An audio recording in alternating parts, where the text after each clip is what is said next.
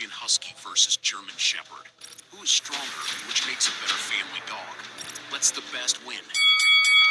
The intelligence. The German Shepherd turns out to be much smarter and much easier to train than Husky. The strength. While the Husky has more endurance, both have the same top speed, but the bite force is stronger by the Husky. The size and cost. About 2 inches larger at the shoulder, the German Shepherd is also about 30 pounds heavier. Husky needs less food. The character. Both are very loyal and family-oriented, but the German Shepherd turns out to be less suitable with other dogs. The working. Even though the Husky is a hard-working dog, the German Shepherd turns out to be more suitable for different jobs, including guarding. The health. With a lifespan of 4 years longer than the German Shepherd, the Husky is considered one of the healthiest breeds in the world. So, who do you consider the winner of this match?